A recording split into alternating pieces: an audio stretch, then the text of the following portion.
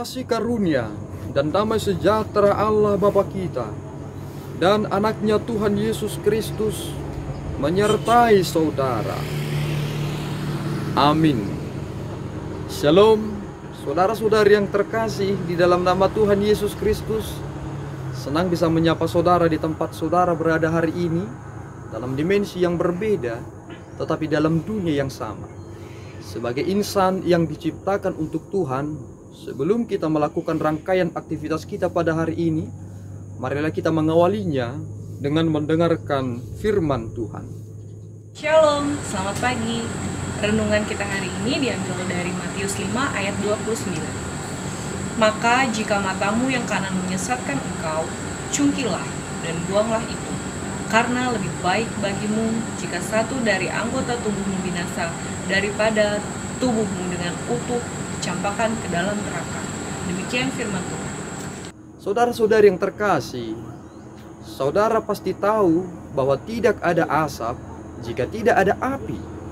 Ternyata asap itu dimunculkan sebagai bagian dari sebab akibat atau pasca kondisi, karena adanya api yang membakar sehingga menghasilkan asap yang dapat terlihat. Sehingga ketika ada kebakaran, orang akan melihat asapnya dan akan segera memadamkan api. Mengapa ucapan ini begitu radikal? Sangat sulit untuk dimengerti. Bagaimana mungkin kita dapat mencongkel mata sebelah kanan dan membiarkan mata sebelah kiri tetap ada dalam tubuh? Ternyata kita tidak boleh mengerti itu secara harafiah.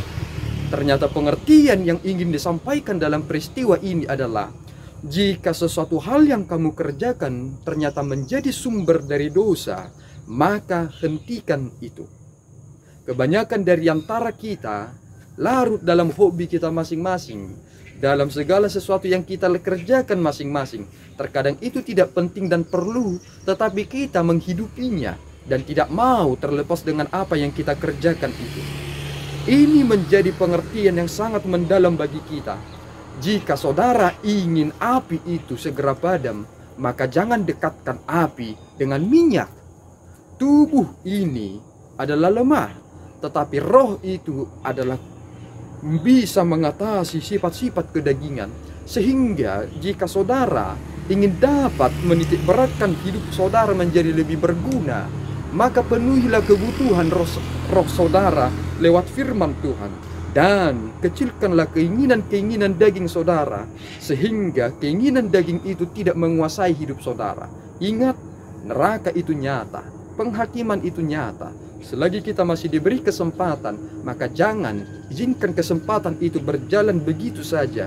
Karena ucapan Tuhan bukan ucapan bualan belaka, melainkan mendahului tentang peristiwa yang akan terjadi. Kita adalah orang-orang yang diciptakan sebagai bagian dari pasca kondisi, tetapi kita dipersiapkan untuk kekekalan dalam bagian prakondisi. Sehingga saudara harus tunduk dalam firman Tuhan, dan itulah yang menuntun kita menjadi manusia baru. Tuhan memampukan dan menguatkan kita. Amin. Kita berdoa. Ya Allah Tuhan kami bersyukur atas anugerah-Mu yang memelihara hidup kami. Tuhan, mampukan kami untuk dapat menangani kedagingan kami, sehingga kami dapat melihat yang baik dan melakukan yang sesuai dengan kebenaran-Mu. Ampunkan kami Tuhan akan kekurangan kami. Dalam Yesus kami berdoa dan mengucap syukur. Anugerah Tuhan kita Yesus Kristus, kasih setia Allah Bapa, dan persekutuan Roh Kudus menyertai saudara. Amin. Tuhan Yesus memberkati.